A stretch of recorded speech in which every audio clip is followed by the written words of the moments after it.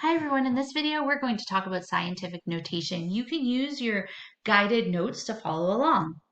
Scientific notation is a way that we can use exponents and the concept of place value to rewrite a number that's very large or a number that is very small in a simpler format. Scientific notation is based on our powers of 10. You'll see here we have a chart with our powers of 10. You multiply by 10 to get to the next power. So think here, I have 10, and then I have 10 times 10 is 100,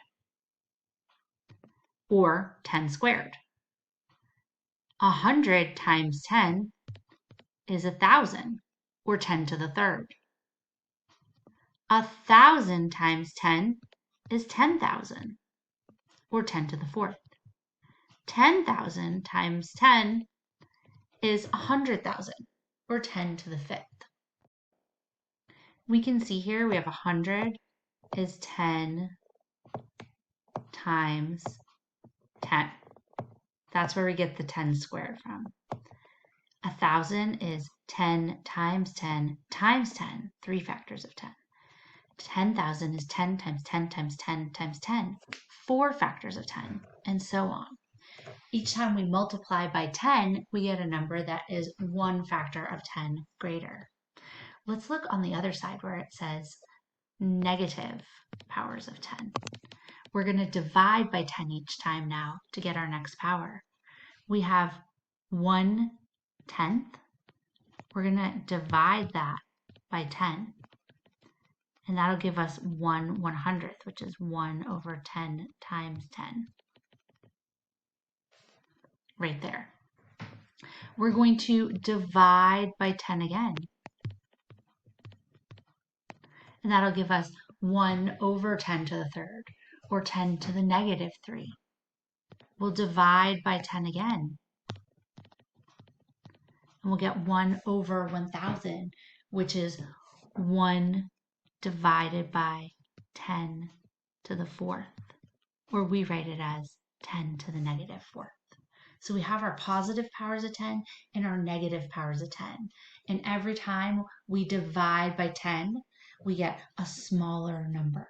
Every time we multiply by 10, we get a larger number. These are all things to keep in mind as we learn about scientific notation.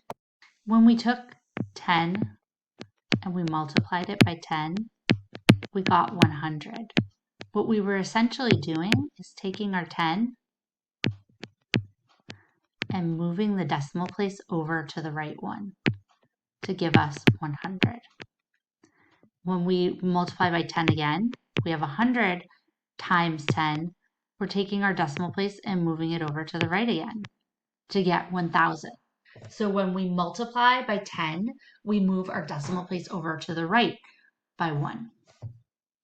Now, if we divide by 10, say right here, I have 1 over 10,000 here. I have 1 over 10. 1 over 10 is 0.1, right?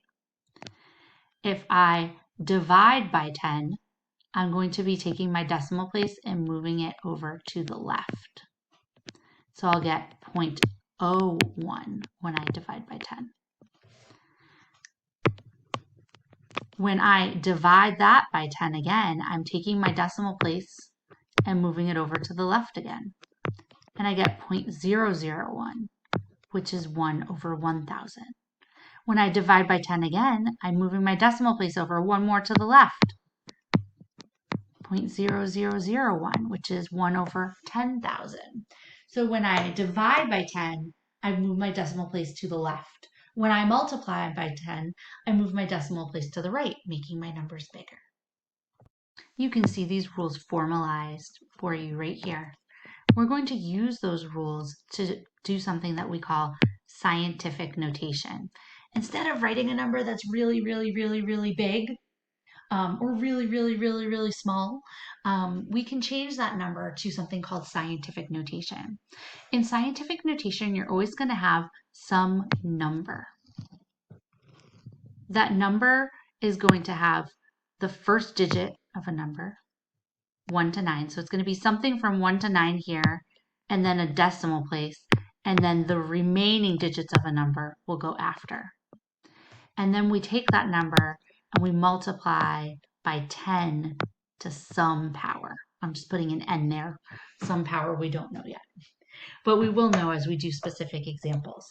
This is the format of something in scientific notation. And I'm going to teach you how to write numbers in scientific notation now. Here we have some examples in standard form, scientific notation form, and what we might see on our calculator screen. So if we have the number 562.11, we call that the standard form. Now, to take that and write it in scientific notation, what I do is I take my decimal place and I move it over so it is to the right of the first number. So that's how I get 5.6211. I moved my decimal place over 2 to the right. But then you're going to think, how many did I move it over? I moved it 2. That's how we get this 2 for my exponent here. That 2 is positive because I want to take 5.6211 and make it a bigger number so I can get back to what I started with, 562.11.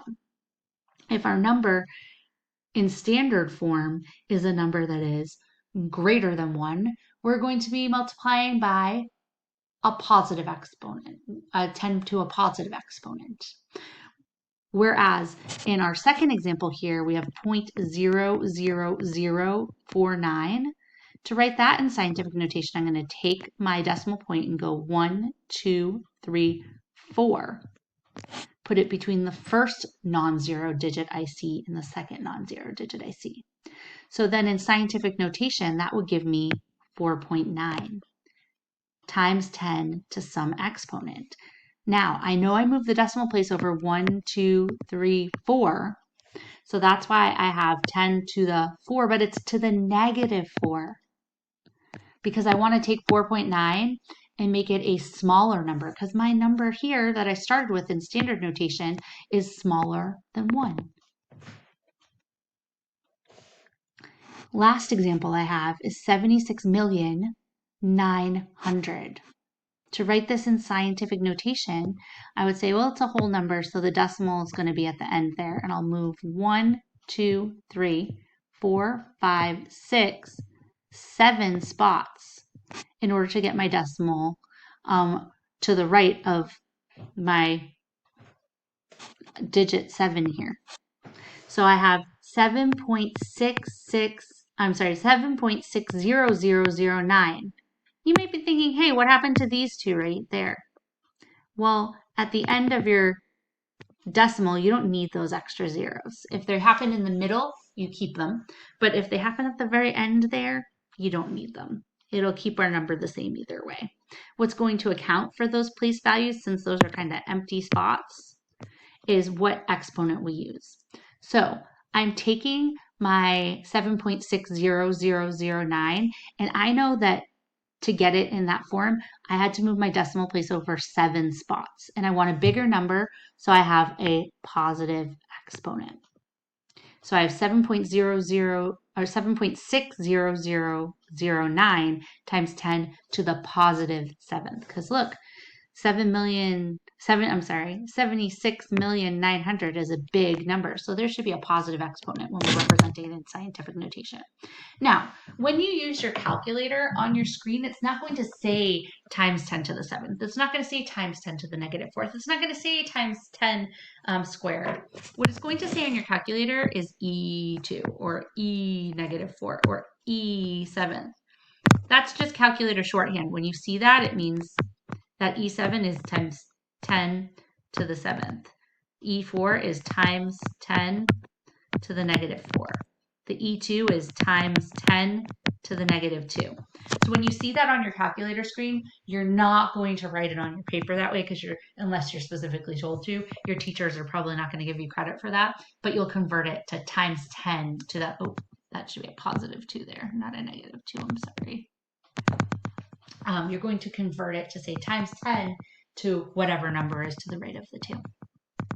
So when we're dealing with very large numbers or very small ones, it's easier to use this format that we call scientific notation. It's based on the idea that multiplying or dividing by powers of 10 basically cause the decimal point to move. A larger number would have a positive exponent on the base 10 because the decimal point would move to the positive or right direction. Likewise, an extremely small number would have a negative exponent because the decimal point would move in the negative or left direction. It's important to start from the left when writing a number in scientific notation. Let's go over some rules. Coming from the left, stop at the first non-zero digit and stop. Place the decimal point to the right of that digit. 2. Count the number of moves it would take to move the decimal point back to its original point position. Take note if you are moving left or right when you do this. Part 3. This number of moves is the exponent to the base of 10. It's positive if you move to the right. It's negative if you move to the left. So as you convert to scientific notation, you can go back and follow these 3 steps every time to help you along, to move them as a model, use them as a model. Let's look at some examples together. Let's take these numbers and write them in scientific notation. We have 5,600,000. We're going to rewrite that saying, well, take our decimal point and move 1, 2, 3, 4, 5, 6. We moved 6 to the left here. So we'll get 5.6 times 10 to the 6 because we'd want 5.6 to become a bigger number. So we'd use a positive exponent. For the second one, we have 0.0000743. How many places do we have to move that decimal point? 1, 2, 3, 4, 5, 6. We have 7.43 times 10, this time to the negative 6, because our original number is a very small number. Then we have this big guy here. Put the decimal point at the end, and then we'll move it 1, 2, 3, 4, 5, 6, 7, 8, 9, 10, 11 spots to give us 9.7001. We don't have to write the rest because it all goes to the end there. Times 10 to the 11th because we moved 1, 2, 3, 4, 5, 6, 7, 8, 9, 10, 11 spots. Now let's go in reverse order and take things that are in scientific notation and write them in standard notation. So we have 5.9 times 10 to the 5th. So that means, because that's a positive exponent, we're going to move this decimal place to the right 5. 1, 2, 3, 4, 5. Now fill in zeros. 1, 2, 3, 4 for each of our spots. So we get 590,000, 590,000. Next, we have 3.908 times 10 to the negative 3rd. We'll take our decimal place, and because this is a negative exponent, we're going to move to the left. 1, 2, 3, and fill in zeros. So we get 0.003908. Finally, we have 2.7 times 10 to the 4th. So we're going to take our 2.7, circle the decimal place. 4th, that's a positive exponent, so we're going to move our decimal place to the right. 1, 2, 3, 4, and fill in zeros in all the missing spots, and we'll get 27,000. Tune in to the second part of the video to learn more about operations on using scientific notation and other types of problems. Thank you.